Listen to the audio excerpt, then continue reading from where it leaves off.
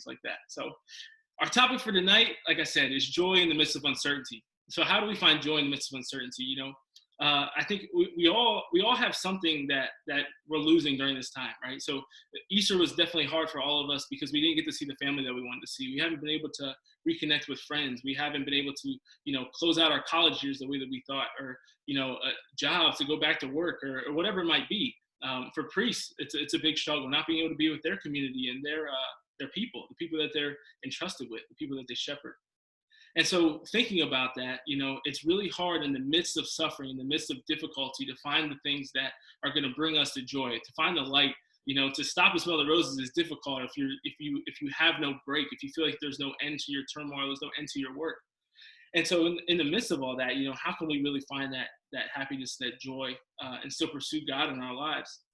And so one story that kind of stuck out to me in my prayer time today, as I was thinking about this topic, when I was 12, my 12th birthday, I got the best birthday gift I ever got. It was a little Jack Russell Terrier. She was black and white, just like me. So biracial dog, biracial guy. And so I had a black and white puppy. Her name was Bree. She was the most ball-in puppy I've ever known. So Bree was awesome, just like a little ball of energy. She had, she was just super hype, and she was my number one fan. And so we had a blast. But one thing that was crazy about Bree is we were never really good at disciplining dogs or training dogs, right? So she was a little nutcase. And so anytime there was like a crack in the door, she was gone, right? Like the best NFL running backs had nothing on her. When she saw a hole, man, she was out. So if she saw a crack in the door, she was gone. So Bree would often take off running. And back then, it was me or my nephew or cousins or whatever. We'd have to go chase the dog. And we would chase her and chase her and chase her. And eventually she would just, once she would get tired, she would just roll over. And she'd just be like, all right, I'm done. I don't want to run anymore. And thinking about, I don't know, like the Lord just kind of like brought me to that story and that memory of Bree. And just, it made me think of us and our relationship with God, especially when you think of things like the prodigal son, and how we all can put ourselves in that position of being the prodigal son and being that person who we're running from God, and God's just standing there calling our names. He's calling our names, calling us back, calling us to be reconciled with him, calling us to spend time with him on a daily basis. These things that are going to bring us joy, the things that are going to help us to really dive in and plug into the source of joy that we can have in our lives. And we, much like Bree, just take off, running away from, the people that love us most, and the God who loves us most, the God who knows what's best for us, and just take off. But one thing that I had to give Bree is that she eventually, had a docile spirit, and she eventually would give up, and she would eventually, want to come home. And that's what we have to find in ourselves as well, is just on a large scale, God is going to be the source of our joy in every circumstance we find ourselves in for all of our lives. And so the best that we can become docile, the best that we can, really submit ourselves to his will, submit ourselves into his love and his mercy, the more we're going to be able to experience that joy. One thing that, we talked about a lot is that joy is a fruit of the Spirit. It's one of the key things about joy is it's a state of your soul, right? It's not just an emotion, it's not just a feeling you have, but it's a state of your soul. And so having that state of your soul, it's a fruit of the Holy Spirit. And the fruits of the Holy Spirit come from us abiding in God's love and us following his commandments for our lives and us spending time with him each and every day. And that's really pushing into that and having that experience and having that closeness with God. So with that, I want to open it up. We're going to start with a couple other introductions. So Caroline, would you like to introduce yourself real quick? Absolutely. Great job, Nathan. You're a little over a minute, but still great. So my name is Caroline. I am 22 years old. I'm from Carmel, Indiana, and I just recently graduated from college, Ball State University, in December. So it's, just kind of funny that we're talking about joy and uncertainty, because I feel like that is a lot of the state of my life that I'm in, especially as like a transitional student going from college into the real world. So I graduated in December. I am going to be moving to Washington, D.C. to begin a job with a marketing agency, Ringlet, doing account management work. But yeah, I have a podcast called She Believed, and I've really just found over the years my mission and my passion is in serving women. And there was a lot of uncertainty getting to that point, and just a lot of prayer and just like questioning of like, Lord, where do you want me? But it kind of just feels like in these past couple of months, especially as I'm trying to transition out of such a pivotal place of life, schooling, and to find out where does God want me right now, and just finding joy in that. Something that I shared the other day was that my mom from a very young age always told me that my name means joy. And apparently she found it on like a little prayer card or something that described it when I was young. But I have since like searched my name on the internet. I don't know if anyone else has ever done that, or like you go to the Catholic bookstores and you see all the little prayer cards with your names on them. Not once has it ever said joy. But I still like keep that really close to my heart. And whenever I see the word joy, like, yeah, I just feel like God's speaking to me. We also were joking that Nathan brought us together because he thinks we're like the three most joyful people. And it's just funny if you notice, like we all have very large mouths because I think God just has like blessed us to smile a lot. So yeah, I'm really grateful to be joining today, and I'm just excited to share more of my story and the ways that I've learned to find joy even amidst uncertainty. That's awesome. That's great. And yeah, I actually wanted to mention the podcast as well. So She Believed, the podcast that Caroline runs, mainly geared towards women. I do love it. I'm a subscriber and a fan myself. One of the main ways that I got to know Caroline was through the podcast. So really appreciate all the hard work you put into that. I know there's a lot of people in here who are get fed by that too. So thanks for doing that. So Father Brian, Yeah. Chaplain about St. Mary's, my man. Yeah. So it's been a great blessing. So I'm a priest. I've been a priest for 18 years, and it's a blessing. It's a blessing. And I think because I had so many graces, and in my early young adult years, with just how much like, God, what am I supposed to be doing with my life, and what should I do with this, and what about this desire and this love or this whatever it was, and I just had a lot of questions. And I think because God gave me so many graces, that He allowed me literally to work with young adults for so long. What strikes me about young adults is in some ways, every young adult has like the double or triple uncertainties, right? I mean, there's the current uncertainties of like what's going on with the world and where are we going in the next week, month, year. But then you all have the compounding certainties that many times happens between 20 to 35. There's like so many things that you're always discerning. You're discerning relationships. Is this the person I'm called to marry? Or you're discerning where you're going to live and where you're going to work, and do I want to stay in this job? Do I want to move? You're discerning whether you're going to have to move back home temporarily or move out, or am I going to take the step to go to a place out of state where I don't know that many people? I mean, there's tons of discernment, and I think it's really important to know that no matter what the uncertainty, it's like God will always be with us. There's no certainty in the world. There's no stability. It's never promised. But He did always make that promise that if we make Him the rock and the foundation, we always have a steadiness and a certainty that comes from the one who dwells in us. So, yeah. That is awesome. I appreciate that. And so for anybody who doesn't know too, so where are you at now, Father? Where are you serving? So I'm at St. Isaac Jogues in Parkville, North Baltimore. St. Isaac Jogues Parish, Catholic Church. I'm the pastor, and it's a great blessing. I want to share with you, amidst uncertainty, you need to have some sense of order, right? You need the stability. You need a rhythm of your day. But that's same with our spiritual life. I mean, you need that in ordinary life. Many people are now working from home. We need some order amidst chaos, and there can be a peace. So we're praying 3 times a day online, live stream. We do a 9 a.m. Mass, which is our typical time of Mass, 3 o'clock Divine Mercy Chaplet, 9 p.m. night prayer. Divine Mercy Chaplet's about 10 minutes, night prayer is about 10 minutes.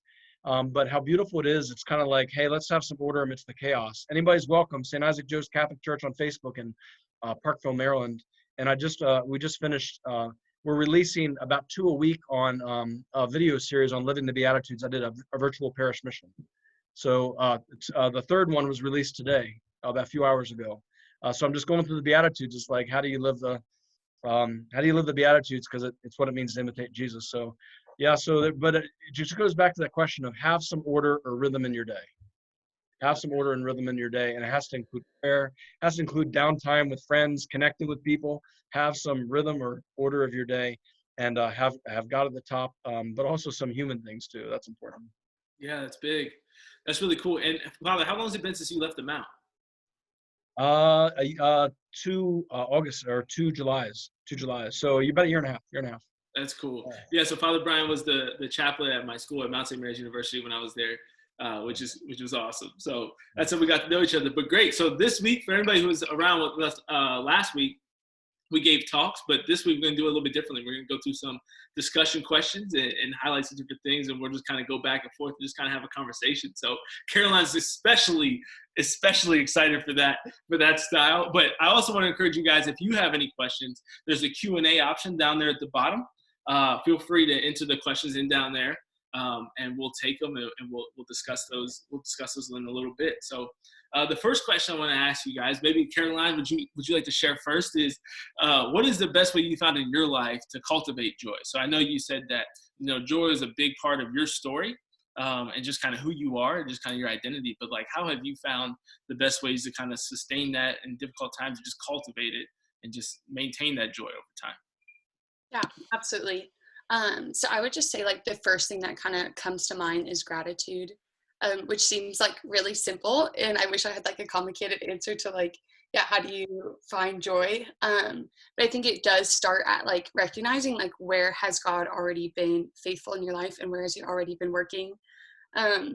So for me, I know like from a really young age, I was encouraged to, especially, I remember like my parents telling me like when things were hard or like whenever I didn't really know what to do, to like write down the things that I'm grateful for. And like, when you feel like everything's gone, everything's taken from you, it's like, oh wait, let me take a step back and recognize like, okay, God is still there. That is the one thing we can be sure of, but also like how many blessings we have.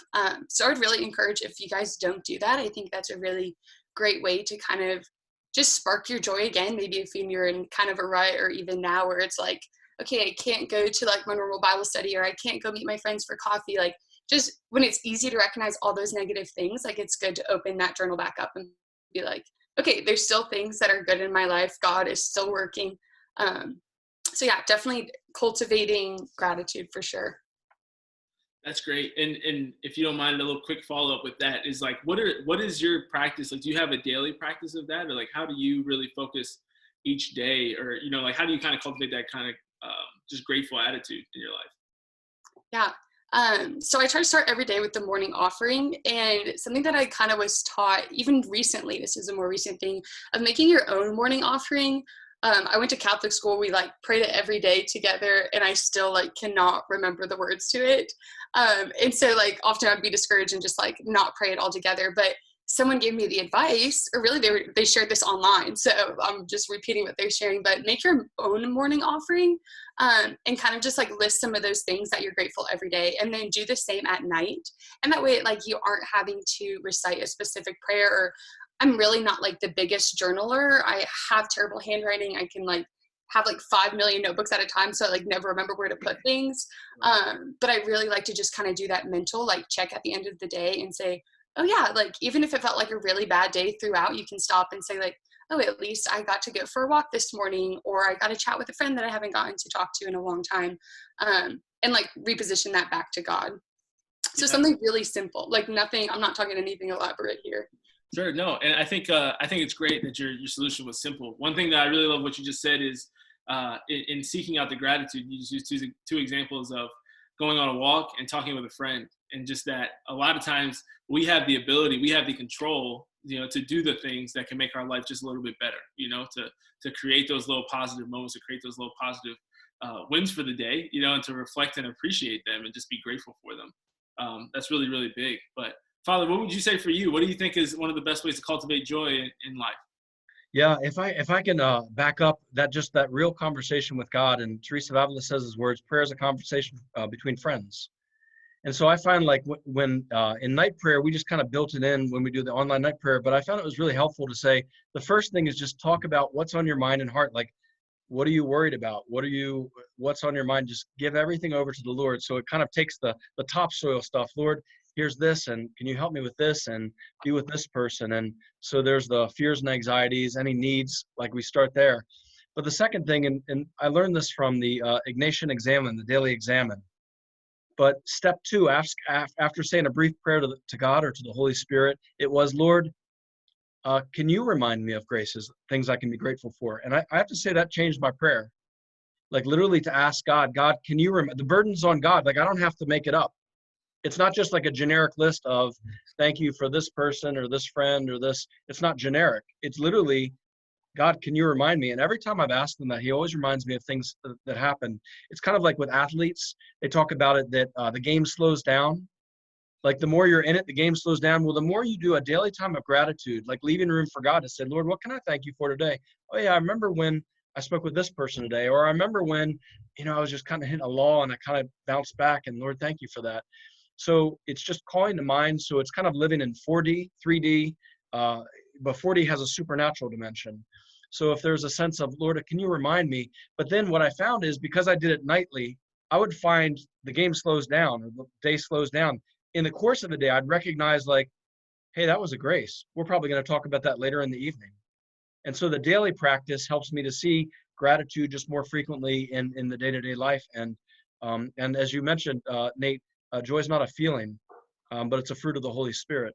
And so it's kind of a deep and abiding joy that has nothing to do with like good days or bad days. It's something so much deeper.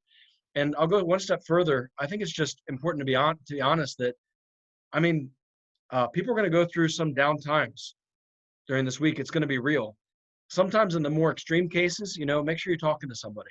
Always talk to some people, but obviously if you're really going through some just down in the dumps, or even if you ever experience depression, make sure you're talking to somebody, even somebody professionally, even if it's by phone. But at the very least, we were made for community.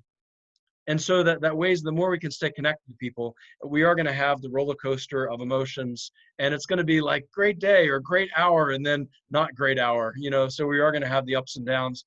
That doesn't mean it takes away a joy that's deep and abiding. Absolutely. That's great. So two things, or something that you both hit on that I think was really important was the just the idea of being proactive. So you talked about doing the daily exam, and Caroline just mentioned the stuff that you talked about with taking those steps to go on a walk or to call a friend and just connect with people, but taking the time to really pray. And it's always risky, when we ask God to remind us of things or to change us or to give us graces, because it usually comes with some challenge, with some struggle to get to that point. But I really want to just talk about that, just the idea of being proactive and being intentional about cultivating joy in your life. So one thing that I think is really important in cultivating joy is just kind of paying attention to what you're focusing on, right? So just like this idea of being proactive. 7 Habits of Highly Effective People, Stephen Covey talks about that. He talks about how you have, basically the circle of things that you can control and you can impact and influence. And there's a whole other circle of concern that, is always, you're going to worry about these things, but they're completely outside of your control. And so for you guys, have you ever had any big breakthroughs or experiences with trying to go from focusing on things that you can't control to focus on things you can control? And what are some ways that you've kind of come about strengthening that or getting better at that in your life? I can start again, Nathan, just because what you were talking about control. I think that plays so much into the joy that we experience, in that like true joy comes from recognizing that like we have to depend on God for everything, and that He is the source, and that He is in complete and total control. And I know for a lot of people, like that's really hard. If you're type A, you want to control everything. I'm kind of someone that like doesn't like making decisions. Like if you want to make it, I'll let you do that. And so I think maybe truthfully, that's maybe why joy comes more easily to me, because I'm like, sure, God, like if you want to make the choice, like please go ahead. I'll let you in control. But of course there's areas in my life that like I try to control. And I mean, like that's the root of sin. And so as far as an example, I think something just really prominent in my life was a relationship that I had. And I just remember thinking like, yeah, growing up, I was always so concerned with what my vocation was always really fearful that God was going to call me to religious life. And that was just like really not what I had in mind for myself. And especially was like, I would say an abnormally like faithful girl, like growing up, like I was always really interested in the faith. And so I kind of felt like that meant that I was going to become a religious sister. And so I remember when I first entered like my first year relationship in college, I remember thinking like, okay, like here's the answer now. I don't ever have to worry about becoming a religious sister again because my vocation is like secured. Thank you for answering that prayer, God. Like now I'll take it over from here. And I remember just like so tangibly like trying to control every part of the relationship on my end, on his end. And like it just got to a point where like this joy that I had within me and this joy that I had experienced for so long was completely gone. And I just like didn't understand why. And I was like crying every day. And I was like, oh, this is just like a new personality trait that I like cry so much. And then when I came to realize like I was grasping onto this relationship so much, and that I was trying to control it, and that all my joy was depleted because of it. And truly, like, although as hard as it was to let go of that relationship, like the amount of peace and joy that I experienced following, like, of course, there's a lot of hardship and heartache. But even now, just seeing like the ways that God has worked in my life since then, and like giving that control back to Him, there's just been so much fruit from that. So I think like, especially in those circumstances, like when we feel like, yeah, maybe it's really hard to find that joy, or we had it at one point and then we didn't, I think I would really suggest like looking at where am I really grasping and where is God asking me to let go? Because I think we always, I think of that like image of this little girl like holding a little teddy bear, and God's asking her, I don't know if anyone's seen this image, like asking her to give it to him. And she's like, no, but he has like a bigger teddy bear behind him. And I just like see God be like faithful in that promise over and over again. And truly that's like actually why I named my podcast She Believed, because yeah, I believe in the promises that the Lord will fulfill in our lives. And it most often does not look like what we think it was. Like I thought that relationship was like end all be all, thought I was going to get married. And when it wasn't, like it was really hard. But yeah, just finding the joy. And after that, like when we give that control to God, like He has such greater plans for us. That is baller. Yeah, no, I think that's so important. It's so big. I think to give up the control, because one thing that I think has always been frustrating for me when people come and I've gotten a lot of people who have said that, or it's similar to my experience with basketball, right? So Father and I were talking earlier about our basketball days. We used to be on the same intramural team, but like when I used to, when playing basketball, like everybody would be like, "Oh, you're good because you're black." Right? Like that was everybody's thing. It's just like, oh, like you're good at basketball because you're black. And it's like, no, actually, like I worked hard and I practiced more than you did. And like the same kind of comes sometimes with joy too. It's like you have all these people who are like, oh, well, you're just happy all the time, or you're just joyful all the time. It's just, that's just the way you are. And it's like, no, man, like there's a lot of work that had to be done, before that joy could take place, before that joy could really sprout and grow fruit and really come to dominate my life and be something to be known by. It doesn't just happen overnight. Like obviously, you mentioned personality types. I want to talk more about that later, but there's some that are going to be more geared towards it than others. But I've known every personality type, a joyful person in that personality and a non-joyful person in that personality. There's no personality type.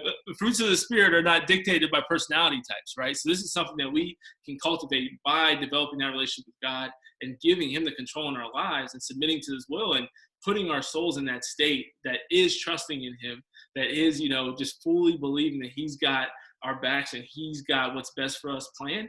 And that if we stay close to Him and if we follow His will and we follow His commandments, and we partake in the sacraments and the things that the church encourages us to do, then we're going to experience that joy. We're going to experience that peace.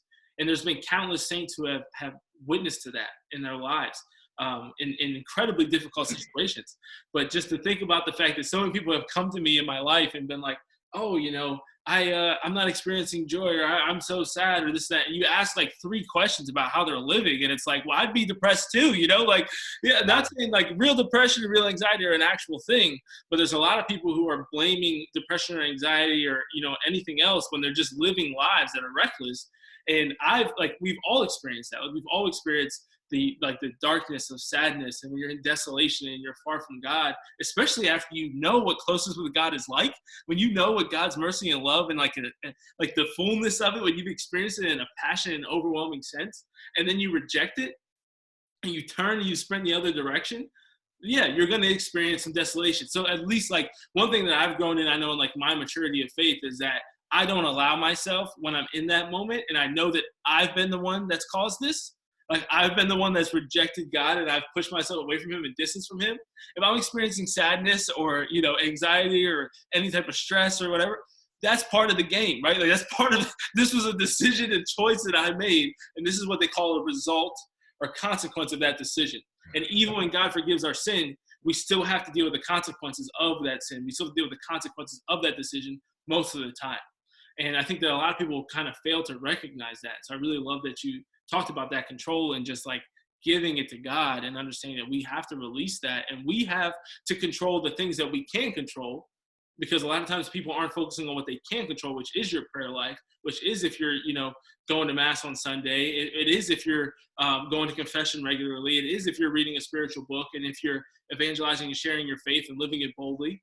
Those are within your control, but we spend so much time worrying about if other people like us, or, what's going to happen with this or that, or what's going to happen with the quarantine, or, all these different things that are so far beyond anything that we can impact or influence, that we don't take the time to actually focus on what we can control and what's within our sphere of influence. So that's so important. But Father, what would you say for you? What are some tips or insights you have to proactivity? I think there's something great about what you said, Nate. The reality is there's no joy without God. There's no joy without a deep and abiding relationship with God. And I remember talking to someone, he was a fraternity brother of mine from college. And we were getting together for dinner, and he was in a different place in life, and he was talking about the things he was doing. And I was like, dude, like, I'm a priest. Like, your day's like, I got drunk, I was going out and doing this and doing that. And I'm like, you think I'm a priest? I'm going to tell you, don't do it. Stop that. Like, you're not going to be happy if you're like going out and hooking up with people and getting drunk. And why are you telling me this is a priest? It's like, it's important to know that there's no peace without God. And like, St. Augustine is famous for that, right? Our hearts are restless until they rest in you, O God. Now, there is something about a good confession. Now, most people don't have that ability because of the sacraments, but you can make just a good act of contrition with the intention of going to confession. It's called a Perfect Act of Contrition. Look it up online. But there's something, and this could even be from the best of people, right? We have the riptide of the culture that when we're surrounded by community, sometimes we have that support. Sometimes we can be really close to God, but it's not always a guarantee. And sometimes we could have drifted, or little compromises here and there, and there's no joy apart from a relationship with God. But with God, and even in these days, again, make a good act of contrition to be in God's grace, as we call it, living in the state of grace. That's where the fruits of the Spirit are. Apart from that, they're not. And but there's a peace that God alone can give. So peace and joy are fruits of the Spirit, along with love, joy, peace, patience, modesty, self-control. Those are fruits of the Spirit of someone who's with God. If I can share with you two things, Nate, you also said something about what's in our hands and what's out of our hands. And there's something freeing. I think everybody, when they kind of hit the wall on that and say, look, Lord, what's in my hands? Like, there's a lot that's out of my control, but the things in my hands I'm called to do something about, but it's out of my hands. I need to put it in your hands, Lord. And we have to have that freedom. So many people are familiar with the Serenity Prayer.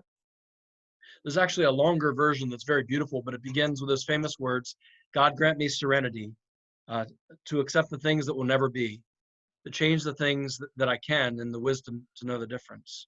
So there is something about doing what we're called to do, but if it's out of our hands, the Lord has pretty big hands we can put it into, and He's a pretty big heart. We can bring everything to the Lord. So take the Serenity Prayer and pray that if you're really struggling with, what should I do?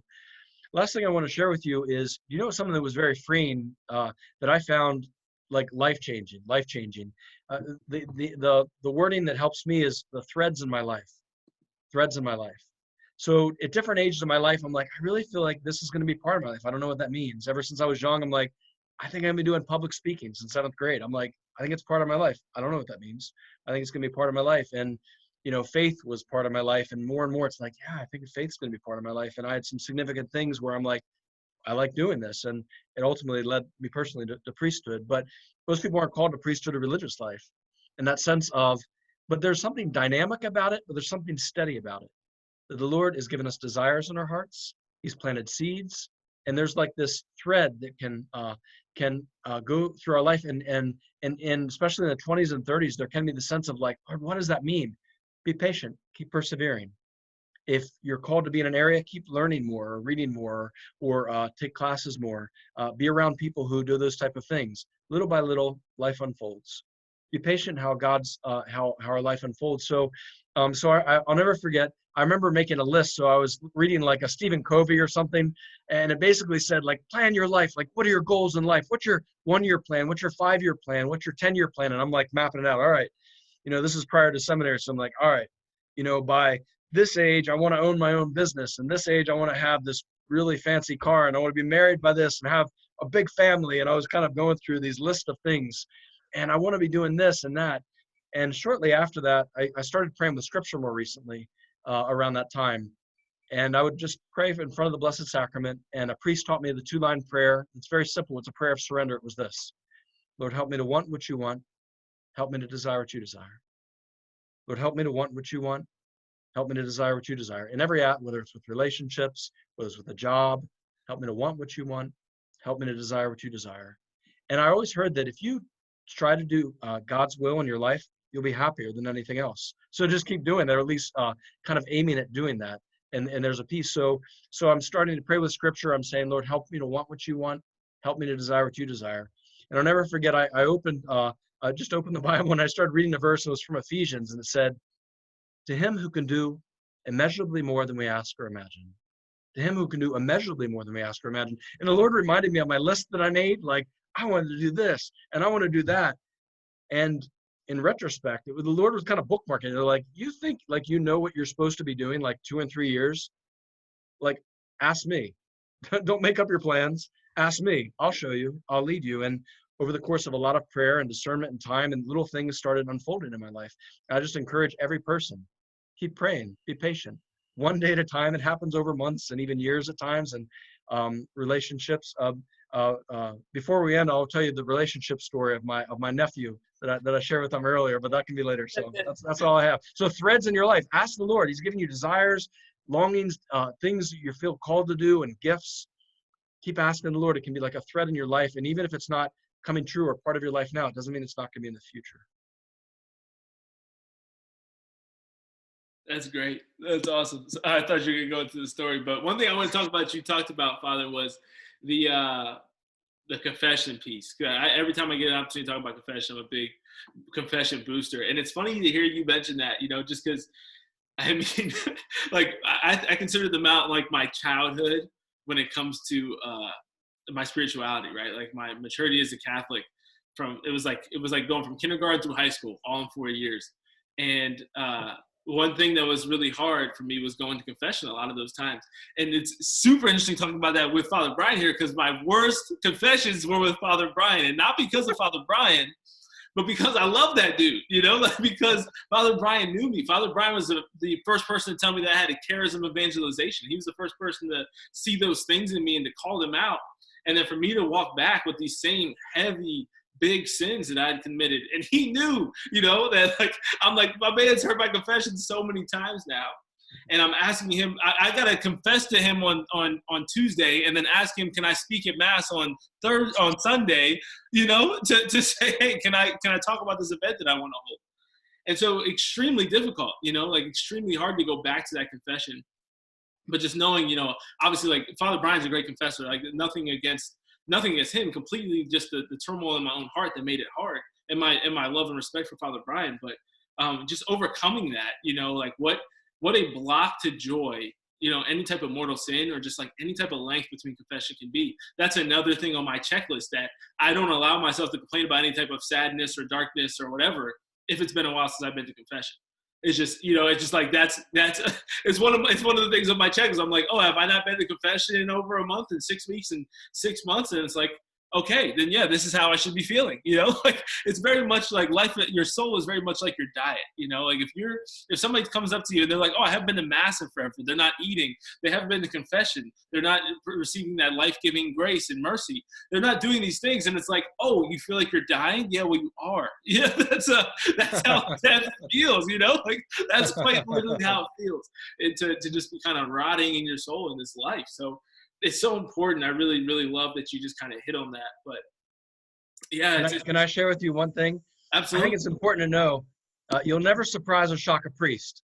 I think people just need to know that. You're never going to surprise or shock a priest. Everybody has fallen human nature. Usually every person struggles with 2 to 3 root sins. One of them is always pride or vanity. And then 2 others, that sense of it's a lifelong of grace, but you're never going to surprise or shock a priest. And frankly, when I started realizing that, yeah, priests don't look at people differently. We don't. You tell me your age, your gender, and your temperament, I can probably tell you what you struggle with. Right. Oh, yeah. There's something freeing about it. Yeah. You tell me your age, your gender, and your temperament, I can probably tell you what you struggle with. And then all of a sudden you realize, like, well, everybody's a work in progress. So there's something very freeing about it. And I remember just realizing that really mattered, that when people wanted to hear, I started giving talks on confession from a priest's perspective. And there was something freeing about it. It was like, no, we don't look at people differently. And then we move on, and, it's just kind of like, you hear confessions, you move on, everybody's working, and there's nothing more beautiful. I mean, confessions are humble and beautiful. They're pretty, on a regular basis, hearing confessions, you kind of walk away and it's like, who cares what a person's brought? Like, you come in and you're like, that was one of the most beautiful experiences again this week. Yeah, on a regular basis. You experience God's love for a person. It's like deep, there's nothing more awesome than humility. Humble people go to heaven, and humble people have a sense of just this openness to God. And there's just something beautiful. I think, Caroline, did you have anything you want to say about that? About confession and that experience? It was just funny because when you guys first started talking about it, I have just like one experience that I just remember like so vividly in my mind of like, Nate, everything you were saying, I was like, oh my gosh, like that's exactly how I feel, of like when I can just like see a change in myself and I'm just getting annoyed with everyone, or I'm just like feel really sad, and like that's just like so not like me. I remember specifically going to confession, and like it wasn't even like that great of a confession. Like the priest just like didn't offer any wisdom or anything. It was just very basic. And I walked out and I like physically felt different, and I like physically could feel like the joy welling up inside me, and I like started crying, and I was like, duh, like this is exactly why I've been feeling the way I've been feeling. And ever since then, like it's like this switch in my mind of like the second that I can like recognize those things within me and see that something's changed, I immediately know that's exactly what it is. Yeah. I remember the story of one time I asked a priest go to confession too. I asked a priest, like, hey, can you hear my confession? He looked at me and said, you, a sinner? Copycat. And he was this older priest, like 80 years old. And I'm like, that was the most beautiful thing I've ever heard. That is awesome. No, I think, the only last thing I want to say on confession is just, I knew that. And I knew that with Father Brian, like he wasn't judging me. I knew that he wasn't holding it in or anything like that. But you still feel that. You still feel that tension, right? You still feel this like pressure and this fear. And it's hard. It's hard to overcome that. And I just want to encourage everybody. It's difficult to do that, but do it anyway. Do it despite the difficulty. Do it despite the resistance that you feel in that. But wanted to talk about this big time. So, Caroline, I'm going to direct this one to you first. What is it like for you? You can talk about in this specific situation with quarantine and kind of like your job and everything, and how things are on hold. But just like what is it like for you when you ever get into like a funk or like a rut or a depressive kind of state or period of life or season, and how do you get out of that? How do you choose joy, and how do you kind of, push your way through those dark times and those difficult moments that could last for weeks or months? Yeah, absolutely. So for a little background on like the whole job situation. So I feel like so many of us are experiencing like disappointments and setbacks in quarantine, whether it's a wedding or a graduation or a vacation, and in my case, a job. So back in January, I had just graduated in December and was kind of taking the time to look for like the perfect fit job. I had a lot of like people or professors in my life saying like, you just need to find a job, but I knew that like just like deep down, I was like, yeah, God has like something literally perfect out there for me, and I'm not going to settle. So at the time I was pursuing like the podcast, and that's kind of when everything came out. And then a friend shared with me the St. Joseph Novena. And honestly, St. Joseph's feast day is in 9 days. So start it today if you're looking for a job or anything like that. But I started praying this novena, and the day that I started praying it, I just reached out to a mutual friend, and I was going to Washington, D.C. for the March for Life. And I was just looking to connect with other Catholic women who were leaders in their communities. And so my friend had connected me with this woman, and I just reached out and said hello. And it was so humbling because I reached out to her through Instagram, and she was already following me. And I was like, oh my gosh, this very like prestigious woman. And I messaged her just like a simple hello. And she responds back and was so generous and was like, Caroline, I love listening to your podcast. Like, I would love to meet you when you come out here and grab coffee. But we also have a job opening if you would be interested in applying. And so I was like, okay, yeah, I'll take a look at it. And I looked at it, and it was like exactly everything that I could ever imagine. And growing up, I was not sure of a lot of things. I really had no idea what I was going to do with my life. But the one thing I was certain of was I wanted to work and serve women in some capacity. And my brother-in-law so lovingly always kind of joked about, like, what does that even mean? Like, what the heck are you going to do with that? And I was like, yeah, I don't really know. But I just like had this like deep trust that God was going to fulfill it and I wasn't going to settle for anything less. So when I go to look at this job, it is a small marketing agency that focuses on small businesses owned by women. And like their whole mission is to encourage women entrepreneurs. And just like even seeing that aligned with all of like the skills that they were asking for were things that I felt like I was capable of, was just like, whoa. And the fact that I just started the St. Joseph Novena on this day, like it was just kind of this like weird feeling inside, like, oh, like I feel like this might be the answer to the prayer on the first day. So anyways, fast forward, end up going through the process and kind of gets towards the end, and they wanted me to start in February, and noted this is like the end of January. I had just like finished college, was trying to figure out my life. A lot of my friends were getting married in May that I needed to be here for bachelorette parties and the weddings. And so I wasn't going to be able to move into the summer. And so they kind of talked me through this, and they're like, we really need someone here now. And as they like went through the final round in person, they told me they'd let me know the next day. And they sent me an email like last thing that night saying like, hey, can we call and talk tomorrow? So my heart just like drops, like, oh gosh, they're like want to call me on the phone so they can like give me bad news. And so we have a phone call the next day, and they offered me the job. But said like due to my circumstances, they didn't want me to start until April, which like they felt bad about, but like inside, like that was the one thing that if they had offered me the job, I would have had to say no to, because I wasn't going to be able to start before April. So just like everything lined up so perfectly. The St. Joseph Novena was incredible. I've since like shared it with so many people on social media, and they have responded back and told me that they've gotten like multiple job offers. So like seriously message me on Instagram, or I'll share it somewhere, have Nathan share it.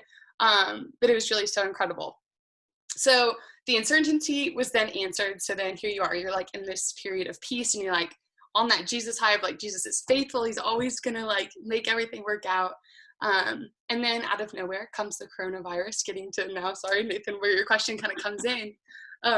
But yeah, obviously that had to get put on pause. I'm in Indiana, and so moving to Washington, D.C., which is kind of a hot spot, was a little unsafe and just not really possible during this time. And so, yeah, just like being stuck at home and kind of going through that disappointment of like, you were building up to all of this. And then even I remember like the day came when, I was supposed to start, and my mom texted me like, how are you feeling? Like, you're supposed to be in DC starting your job today. And I just remember like sitting there and like kind of feeling like, yeah, I feel disappointed. But everything that we were just talking about, like I felt so grateful. And I just remember having to like remind myself, like, now I'm able to be here for my friends' weddings, which will be like very different and like will look very different, obviously, but I'm able to spend time with my family, and like my whole family is home together for the first time in a really long time. And like, it's just very rare that we're all in the same house together, and just having more time to spend on the podcast and like all of these things that would not have been possible without this. And so just being able to take like a circumstance where here's God is really faithful. Okay, I feel kind of disappointed and disrupted, but then being able to go back to that gratitude and be like, what is God doing now? And I think another thing that I want to add on to that is like, how do we cultivate joy? It's living in the present moment, because God's not in the past and he's not in the future. He's exactly where we are, and we're only going to be able to accomplish what he wants of us in this moment. And if we're asking him what he wants to do for what he wants us to do for him now. And so I think that's kind of when we get ahead of ourselves of asking God, what do you want me to do? What do you want me to do in the future? Instead of like taking those small steps and walking through the doors that he already has in front of us. That is awesome. That was a really long answer. No, that was good. That was great. Yeah, to hear about just the importance of living in the present moment. I think that's extremely huge. I know for me, this week, earlier this week, I felt, like some type of funk and just like downtime and just questioning a lot of stuff in my life and just wondering where I'm at, and like dealing with the difficulty of like being away from home for so long, like my actual home space in Cincinnati. And it's tough, and I think that's something that a lot of people, going back to the kind of basketball analogy and like the natural talent fallacy that a lot of people have is that we never, people who are joyful never have like those down moments. They never have those sad times. They never deal with difficulty and adversity. And it's just, yeah, like I said, like the greatest way to know desolation is like the highest point you've had in consolation, like, so the closest you've been to God, the closer you've been to God, the more when you're far away from God. I mean, you have that gap between you and him, who is the source of your life and your joy and your light and all that. And when you lack that, you're so much more conscious of it, and it's such a beautiful thing. I remember the very first time that I experienced that consciousness, I was super, super trashed in a hotel room in Lithuania on an army summer program where I was basically abroad, teaching Lithuanian soldiers English. And I'm trashed in this hotel room. We almost got arrested that night because I was with some hooligans out there. And my roommate, who was my boy, he was my best friend on this trip, he is throwing up in our bathroom. And I just remember being at that point where I was man, it was so heartbreaking knowing that I was I felt like I fell back into this place that I knew God had pulled me out of. But at the same time, it was man, it was heart-wrenching to know that I was failing him. But at the same time, it was so beautiful to know that I could come back, and beautiful to know what awaited me when I did return, and I did submit to his mercy and return to confession and try to get my life back on track and continue to be a light and an example to people the way that he calls me to be.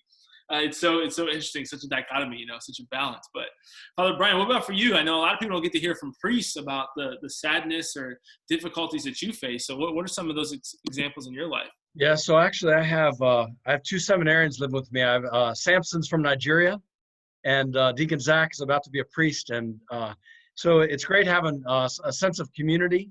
And yeah, it's been a blessing. But yeah, everybody will have lulls of times. And I feel I don't know, I feel like we're going in slow motion. It's just a weird experience because there's a lot of stop, start. And it kind of doesn't end, but it's but one of the things that's really helped me, a couple things. One is, I don't have it bad in any way. Absolutely not. I'm a priest. I'm going to have a job. I'm stable in a relationship. I'm called to love others. So, I can't imagine those who are young parents who are balancing working with their kids at home. I can't even imagine. Or worried about elderly parents there's so many different experiences. So sometimes I have to remind myself, no, I don't have it bad. But I can authentically say, okay, this is a disappointment, or wow, I'm just really tired, or I'm really just kind of things weighing on me, and then just bring it to the Lord. But what's really been encouraging me more recently that I've been praying, St. Charles Borromeo was the Archbishop of Milan in Italy. And he was the one during the time of the plague that he was like the government, literally the plague was so bad, so many people were dying, the government ran, everybody left. And Archbishop Charles Borromeo said, my people, I won't leave you. We will be there for you. And he was selling things to make sure that people got food. And now he's organizing things to take care of the sick or the poor. And he's now he's anointing people in really extreme circumstance. And he's so there's a part of me that's asking myself as a priest to say, and really each one of us, every person, how am I called to step up? And those beautiful words from Madeleine Delbrel, who's just named a venerable. She was in Paris, worked with the poor in Paris, and she said, we were made for this place and this time and amongst these people, and this is where our holiness lies. So my prayer has been, Lord, teach me to lead, help me to lead. And sometimes it's leading through love. So John of the Cross, St. John of the Cross had some beautiful words that said, where there is no love, put love, and then God will be there. Where there is no love, put love, and then God will be there. So what are ways? It's kind of spreading love, caring for people, loving people. Where there is no love, put love, and then God will be there. So my prayer has just been asking, Lord, show me what I'm supposed to do and give me the grace and courage to do it. And let me be creative. Love is creative too. Love is creative. So in these circumstances, hopefully that sense of God, what are you asking of me right now? And it's these circumstances. And I want to be open because I want to do the things that you're asking me to do, and especially during these times. So I invite all of you to ask the Lord. There's something freeing about, he wants to use all of us in our own little nook and crannies and families and friend groups. He wants to use all of us. So just be open to how God wants to use us, especially during this time. Yeah. No, that's really, really important. I appreciate you sharing that. That's good. I think it's so good to hear the insights from your side, and just kind of where things are at, because a lot of people we're in this difficult spot of masses shutting down and churches closing and things like that, and it's easy to make the assumption that priests or bishops or people don't care. Like it's just something that you guys are just making a selfish decision, which obviously most of us know, but it's good to hear just kind of where you're at with that and just difficulties of the circumstances for you as well. So that's great. So I know another thing, Father Brian, I want to bounce it back to you because we haven't really clarified this yet, which is something I know we really want to talk about, was how would you separate the difference between happiness and joy? Obviously the American dream is the pursuit of happiness, right? So we always talk about pursuing happiness, or people talk about do what makes you happy and do what is going to just kind of bring that happiness for you. But how would you kind of differentiate between joy and happiness?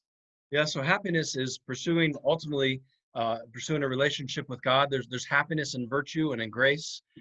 So happiness is something that we're striving for one day at a time with this grace. Joy is a fruit of it. Joy is a fruit of the relationship. So joy comes just like there's fruits of a tree that are near the running water. So joy comes to a person who has a relationship with God, but happiness, everyone seeks it. People try to find it in things like pleasure or things. You won't find it just in material things alone. We were made ultimately for God and for just the fullness of everything. So yeah, happiness is something that we strive for one day at a time, growing in virtue and grace. And when we strive to grow in virtue and grace, there's happiness will come, but joy is a fruit of the Spirit. I remember hearing I was sharing with you, Nate, the other day about that as Catholics, we're not optimists or pessimists. We're not optimists or pessimists. They're the wrong categories. This is from Archbishop Chaput. He wrote a book called Strangers in a Strange World. And one of his essays was dealing with, I don't know if you remember, back in the day, there was a Bobby McFerrin song, Don't Worry, Be Happy. And he said, that's not really a Christian attitude. The kind of, don't worry, be happy. Everything's going to turn out all right. And it's that's not the promise. We're not naive optimists that everything's going to turn out okay. Jesus didn't promise that. Plenty of saints have gone through difficult times, but we're not pessimists either. Nothing's going to work out. We know there's victory in the end and even through difficult times. So the category, as opposed to optimists and pessimists, is we have the virtue of hope. God will always, always be with us and walk with us, whether it's good times or bad, sickness or health, no matter what, he'll be with us. And that we're called to, again, always called to love in whatever our circumstances and grow in our trust and reliance on him. Yeah. That's big. Yeah, no, I think that's so important because I think a lot of people don't really recognize that there's a difference between happiness and joy, and just kind of how do we pursue one versus the other, and how do we really go for that lasting, like I said, the state of the soul as opposed to just an emotion or a feeling, something that's very temporary, very passing. Another question I wanted to ask, so this is one of our last questions that we'll ask here before we'll take a little break and then jump into the Q&A, is Caroline, how important to you has it been in your life, your environment and your association? How key has that been in you being joyful and maintaining that positive spirit in your life? Yeah, I think that is so important. And Mari asked a question about how do we find community in this time when Mass and faith groups have been canceled. And I think that fits so perfectly of our environment, because those things that would bring us a lot of joy, so Mass and the community and Bible studies, it's good to recognize the deprivation that we feel when those are taken away, and the disappointment. But I think specifically for me, it's Father, what you were talking about, where am I supposed to serve? Where am I supposed to lead? Is asking God that and building that community for yourself. And I think that has been just a really large part of my story of when I haven't been able to find the community that I've desired, or I felt like it's lacking in some way. I've asked Lord, help me to step up and create that sense of community. And so Nathan, I think this is a beautiful example of you doing that, of bringing people together. Most of the people watching this, hey, I don't know you. And Father, I didn't know you. Nathan, I didn't honestly know you before this. Yeah. And how beautiful it is that God wants to bring people all across the country, all across the world together. And so I think we just have to be creative. And I love that you said love is creative, because we have to go and step out of ourselves or even out of our comfort zones and reach out to people. And I think my sister and I, this is so simple, but we were just taking a walk today, and an older woman who lives down the street stopped us, and I was on a tight schedule, and I was trying to get a walk in before I had to go home and shower. And we probably talked for a good 15-20 minutes about just kind of random stuff. But you could just like sense like the joy that it brought her to talk to my sister and I, and just like even just the simplest thing of us being present to her and sharing like this small moment brought her so much joy. And that was a sense of community that like honestly I typically would try to like hurry out of that situation, but I had this unique perspective, especially because we're in this time of isolation, that I was like, we need to be present to the people that God is placing before us. So I think we have a unique opportunity to cultivate that in our families. Like our church is our family is the domestic church. And so being present to them. And I know like, yeah, some people don't have the gift and the pleasure of having a close-knit family or a family that they feel comfortable with.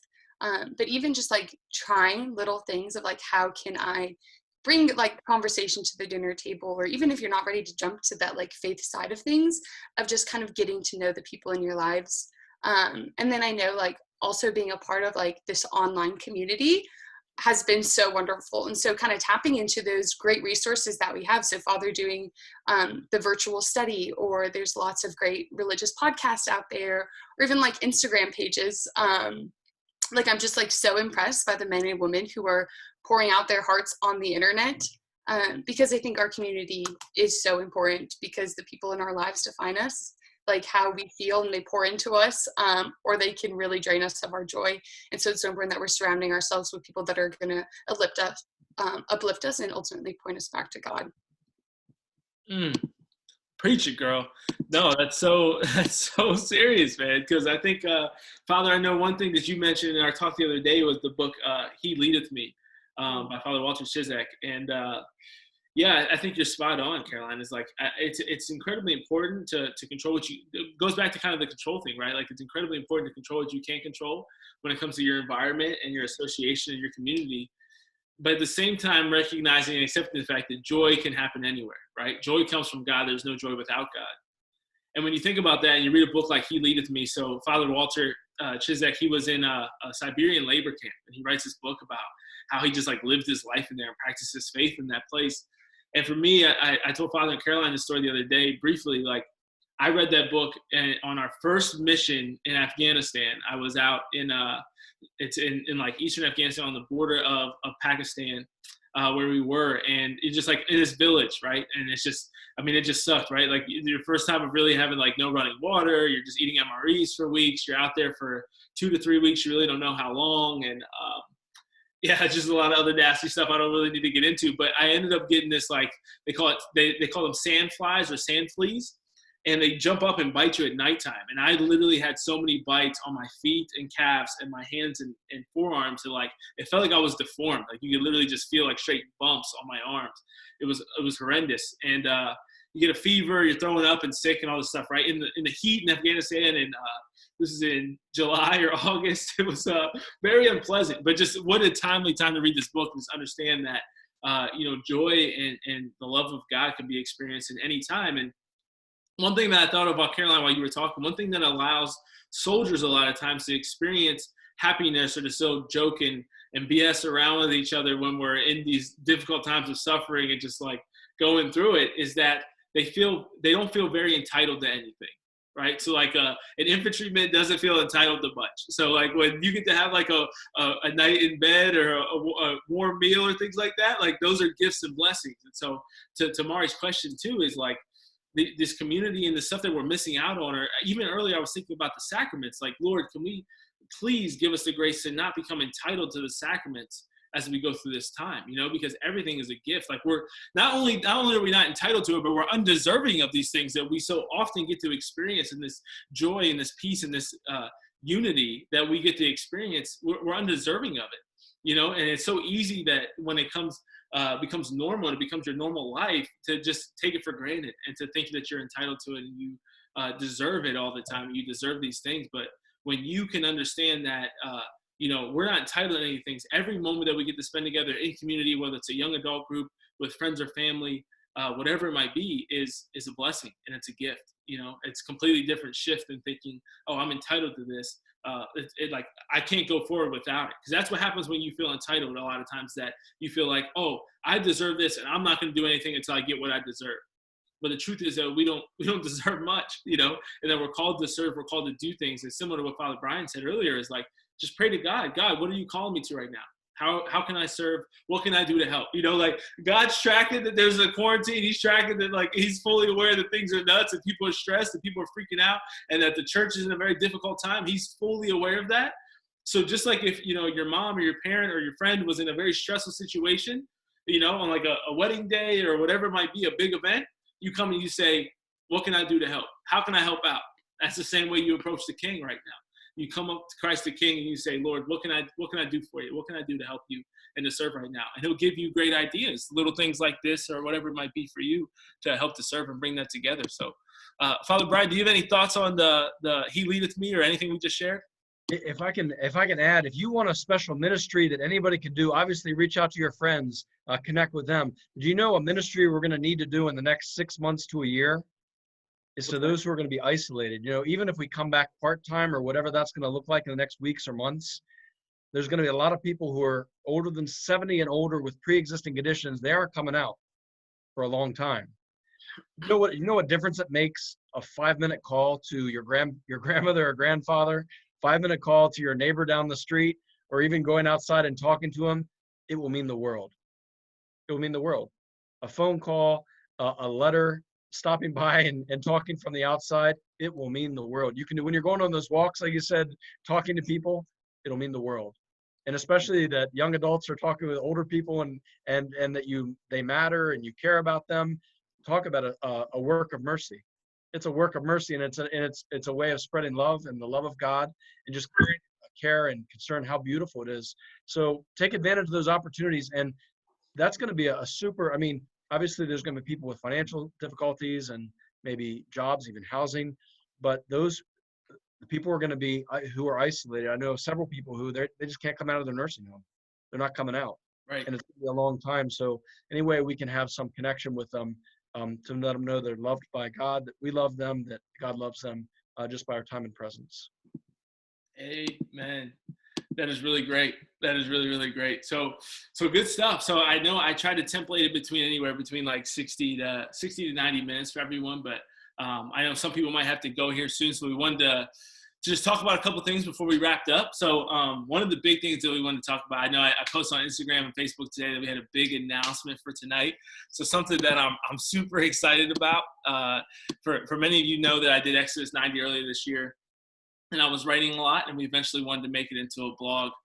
So my friend Bob Doherty, my friend Leanne Leary, two of my closest friends, we finally come together and we put that together. So we're going to start hosting some of these things from that. And I just want to encourage you guys and just kind of share that with you. That's kind of our big thing for tonight, is that we're going to start to have the page, the website, the blog, all that stuff is going to be completely up and running after this here tonight. So we have Seeking Excellence is the name that we've gone for. And so I encourage you to go tonight to thosewhoseek.org and subscribe to the blog. Caroline's going to be guest writing. My homie from last week, Michaela Rogers, is going to be guest writing for us, and we'll have a lot of other guest writers and contributors for that. But at Seeking 365 is going to be the Instagram handle. And the Facebook page as well.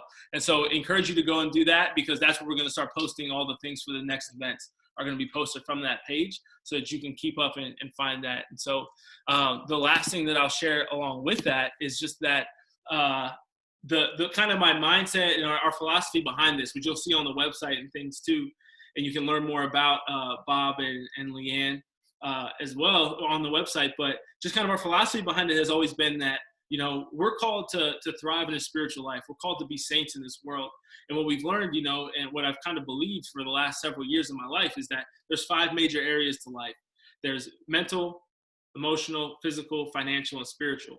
And the first 4 are typically what can get in the way of us really thriving in our spiritual life, right? So when we're not proactive and we're not taking care of our mental health, when we're not cultivating that mental toughness, and we're not being constant growers and learners, when we're not developing and cultivating good relationships in our lives and becoming good leaders, when we're not taking care of our health and fitness and nutrition, when we're not taking care of ourselves and being just disciplined in our spending and wise in our investing and being practical with what we do with our money, you know, those things can ruin all the other areas of life, but they especially get in the way of us thriving in our relationship with God. So this is something that we've created to try to be a place for resources, a place for encouragement and inspiration, and really to help equip people, especially Catholics, but people in general, to thrive in all 5 areas of life, to find the truth and to be able to pursue and seek God with all their hearts, by also removing all the things that are going to be those obstacles in the way, along the way, so that they can truly thrive.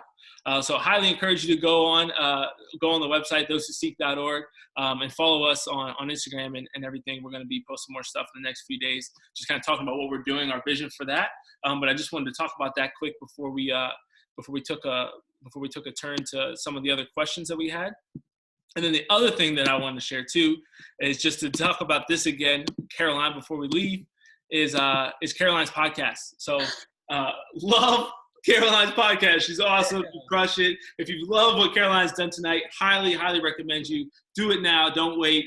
Go to Apple Podcasts, subscribe to She Believes. Caroline crushes it. She has awesome people on there. You had Michaela from last week on there a few weeks ago, or was that a couple months ago? I don't know how long ago it was, but couple weeks. It's finding comfort in the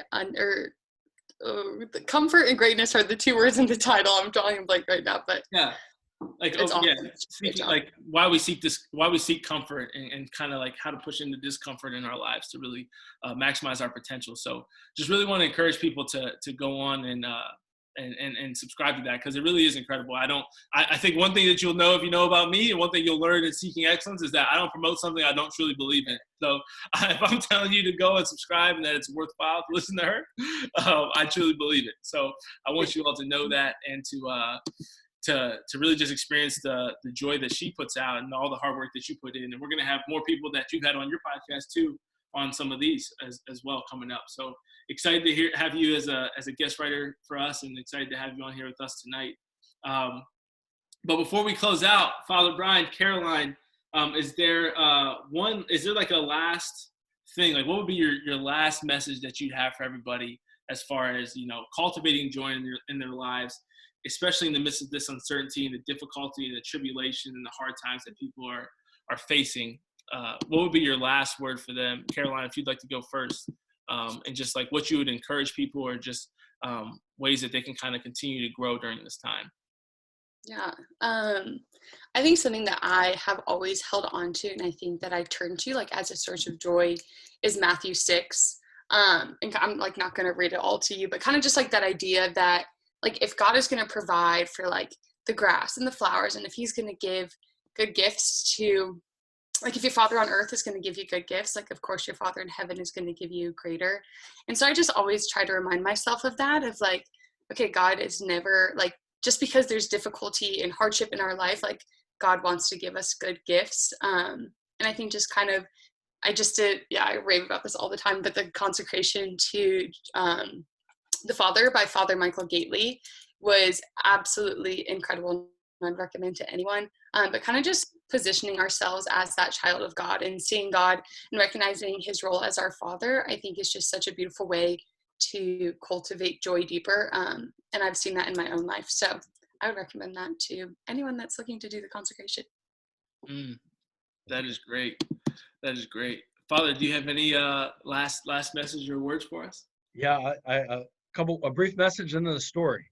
And we almost forgot his story, Carol. Yeah, it's a great story. So first, especially during these times, be open to God. Be open to God. What is he asking of us, Lord? Be open to God. There's a surrender about it. Be generous in love. Be generous in love, and be someone who is willing to, Catholics, Christians, we're called to lead and reflect his light. So be open, love is creative, and God's always moving and God's always acting, and he wants to use you and me, especially during these times. He wants us to be his face, his hands, his feet. And so even something like tonight, what a great, great blessing. Nate and Caroline for being witnesses and all the behind the scenes. So praise God. Thank you for saying yes, and keep saying yes. So there's something beautiful. So be open to God, generous in love, lead and reflect his light. And last thing is be open to the surprises of God. So I was sharing a great story of my nephew, Peter. He just graduated from University of Louisville. I want to say he's 23 or maybe 24. He kind of had an older birthday. And Peter was like, yeah, I want to find a good Catholic woman. He's a great Catholic guy. He's one of seven children, 6 boys, 1 girl. The girl's in the middle. She's just finished up Benedictine. His oldest brother was a backup dancer for Taylor Swift. Just got married at in California to his wife. And then the other one just got married. And Peter's like, he's probably one of the most like devout of the ones. And he's like going to daily mass. He's like, I just want a good Catholic girl. And I just want to find a good Catholic girl. And he's a great guy. And so he started praying a 54-day novena for his future wife. And he told my sister, he's like, Mom, I'm just going to pray a novena. I mean, I just want to have the vocation to marriage and find a wife and a family. I just really want to live that. And so, well, fast forward, my sister was at this like gathering of people. And while they're